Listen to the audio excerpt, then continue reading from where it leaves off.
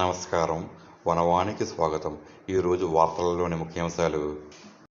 చట్టాల కళ్లు గప్పి మూగజీవాలను తరలిస్తున్న ముఠాదారుల ప్రయత్నాలకు పోలీసులు మరోసారి బ్రేక్ వేశారు. రాజవొమ్మంగి మండలంలో పశువుల అక్రమ రవాణాపై పోలీసులు ఉక్కుపాదం మోపారు. పకడ్బందీ నిఘాతో మూగజీవాల ప్రాణాలను కాపాడి వాటిని సురక్షిత తీరాలకు చేర్చిన తీరు స్థానికంగా హర్షం వ్యక్తమవుతోంది.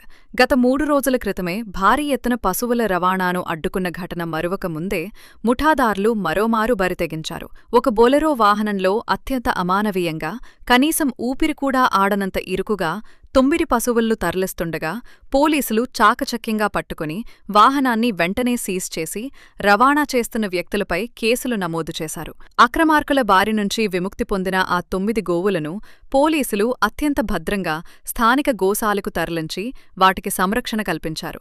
మొన్నటికి మొన్న 8 వ్యాన్లలో 32 పశువులను అక్రమంగా తరలిస్తూ 19 మంది ముఠా సభ్యులు పోలీసులకు దొరికిపోయిన సంగతి తెలిసిందే. ఆ ఘటన జరిగి 3 రోజులు కూడా గడవక ముందే మళ్లీ అదే తరహాలో దందాకు తెరలేపడంపై హిందూ చైతన్య పరిరక్షణ సంఘాలు తీవ్ర ఆగ్రహం వ్యక్తం చేస్తున్నాయి. పోలీసులు తీసుకున్న ఈ తక్షణ చర్య వల్ల 9 మూగజీవాల ప్రాణాలు కాపాడబడ్డాయి. ఈ ప్రాంతంలో పశువుల అక్రమ రవాణాకు శాశ్వతంగా అడ్డుకట్ట వేసేలా నిరంతర నిఘా ఏర్పాటు చేయాలని స్థానిక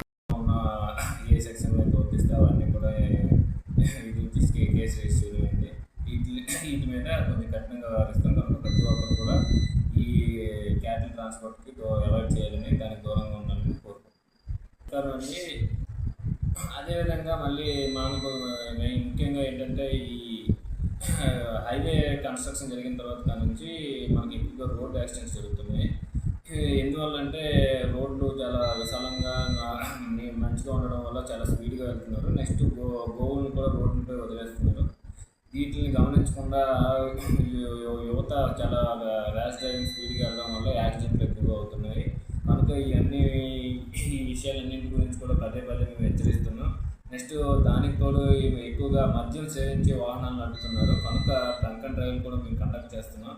ప్రతి ఒక్క యువత నెక్స్ట్ రాజవొమ్మంగి మండలం ప్రజలు గమనించవలసిందేమనగా, ఎవరు కూడా చట్టాన్ని అతిక్రమించి ఎవరైనా చర్యలకు పాల్పడితే వాళ్ళ మీద యాక్షన్ తీసుకుంటాం.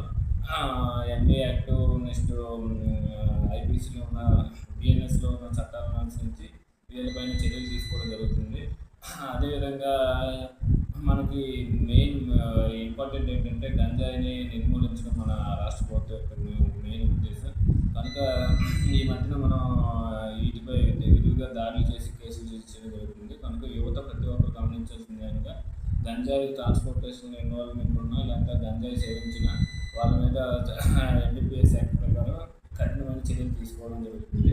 కాబట్టి వీటన్నిటికీ దూరంగా ఉండాలని పోలీస్ తరఫు నుంచి విజ్ఞప్తి చేస్తుంది.